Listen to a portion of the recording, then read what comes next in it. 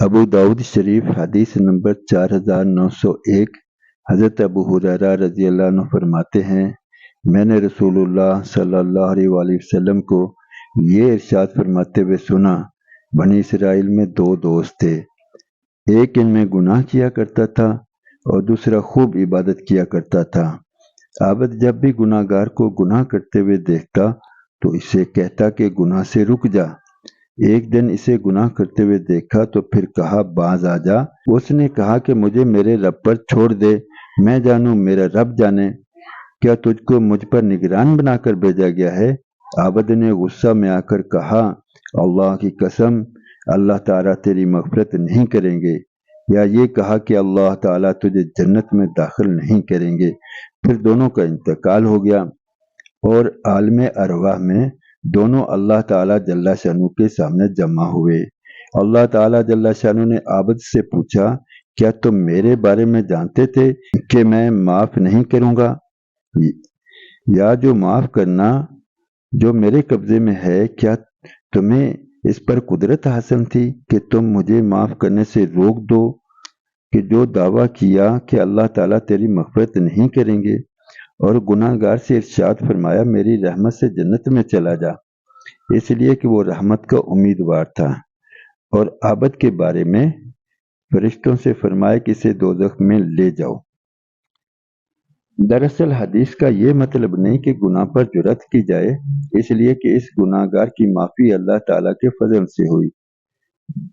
जरूरी नहीं कि हर गुनाहगार के साथ यही मामला हो सकता है कि फजल हो जाए, हो सकता है कि पकड़ भी हो जाए, क्योंकि उसूल तो यही है कि गुनाह पर सजा हो और ना ये मतलब है कि गुनाहों और नाजायज कामों से रोका ना जाए। कुरान और हदीस में सैकड़ों जगह गुनाहों से रोकने का हुक्म है और ना रोकने पर वाइद है। दरअसल इसमें यह समझाना मकसूद है कि जब आप किसी को गुनाह से रोकें तो इस अंदाज में कि उसे खुदा ताला जल्ला शानू से नाउम्मीद न होने दे, बल्कि उसे हिकमत से, बसीरत से उसको राह रास्त पर लाने की कोशिश करें। अब इसके बिलमुकाबल में आपको एक जन्नती आदमी की, जो नबी पाक सल्लल्लाहु अलैहि वसल्लम ने फरमाया कि ये जन्नती आदमी है, उसका वाक़या सुनाता हूँ। मजमू ज़वाइद जिल्द 8 सफ़ा 150 पर मसनद अहमद के हवाले से एक हदीस आई है कि हज़रत अनस बिन मालिक रज़ी अल्लाह अन्हु फरमाते हैं, हम लोग खातिमुल अंबिया वल मुरसलीन हज़रत मोहम्मद रसूलुल्लाह सल्लल्लाहु अलैहि वसल्लम के पास बैठे हुए थे। आप सल्लल्लाहु अलैहि वसल्लम ने इरशाद फरमाया, अभी तुम्हारे पास एक जन्नती आदमी आएगा। इतने में एक अंसारी आए जिनकी दाढ़ी से वजू के पानी के कतरे गिर रहे थे और उन्होंने जूते बाएं हाथ में थाम रखे थे। दूसरे दिन भी रसूलुल्लाह सल्लल्लाहु अलैहि वसल्लम ने वही बात फरमाई और फिर वही अंसारी उसी हाल में आए जिस हाल में पहली मर्तबा आए थे। तीसरे दिन फिर रसूलुल्लाह सल्लल्लाहु अलैहि वसल्लम ने वही बात फरमाई और वही अंसारी इस भी पहली हालत में आए। जब रसूलुल्लाह सल्लल्लाहु अलैहि वसल्लम मजलिस से उठे तो हज़रत अब्दुल्ला बिन अमर रज़ी अल्लाह अन्हुमा इन अंसारी के पीछे गए और उनसे कहा कि वालिद साहब से मेरा झगड़ा हो गया है, जिसकी वजह से मैंने कसम खा ली है कि मैं 3 दिन इनके पास ना जाऊंगा। अगर आप मुनासिब समझें तो मुझे अपने यहाँ 3 दिन ठहरा लें। उन्होंने फरमाया, बहुत अच्छा। हज़रत अनस रज़ी अल्लाह अन्हु फरमाते हैं, हज़रत अब्दुल्ला रज़ी अल्लाह अन्हु बयान करते हैं कि मैंने इनके पास 3 रातें गुजारी।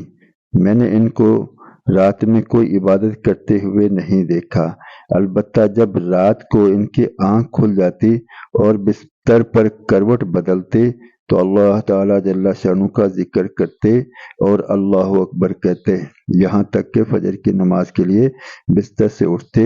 और एक बात ये भी थी कि मैंने इनसे खैर के अलावा कुछ नहीं सुना।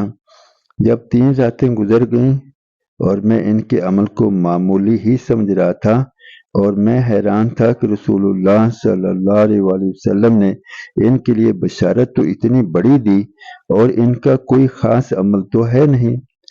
تو میں نے ان سے کہا اللہ کے بندے میرے اور میرے باپ کے درمیان نہ کوئی ناراضگی ہوئی اور نہ جدائی ہوئی، لیکن قصہ یہ ہوا کہ میں نے رسول اللہ صلی اللہ علیہ وآلہ وسلم کو آپ کے بارے میں 3 مرتبہ یہ ارشاد فرماتے ہوئے سنا، ابھی تمہارے پاس ایک جنتی آدمی آنے والا ہے، اور تینوں مرتبہ آپ ہی آئے۔ اس پر میں نے ارادہ کیا کہ میں آپ کے ہاں رہ کر آپ کا خاص عمل دیکھوں گا تاکہ پھر اس عمل میں آپ کے نقش قدم پر چلوں۔ میں نے آپ کو زیادہ عمل کرتے ہوئے نہیں دیکھا۔ اب آپ بتائیں کہ آپ کے پاس وہ کون سا خاص عمل ہے جس کی وجہ سے آپ اس مرتبہ پر پہنچے جو رسول اللہ صلی اللہ علیہ وآلہ وسلم نے آپ کے لیے ارشاد فرمایا۔ ان انصاری نے کہا میرا کوئی خاص عمل تو ہے نہیں، یہ عمل ہیں جو تم نے دیکھے ہیں۔ حضرت عبداللہ رضی اللہ عنہ فرماتے ہیں کہ میں یہ سن کر چل پڑا۔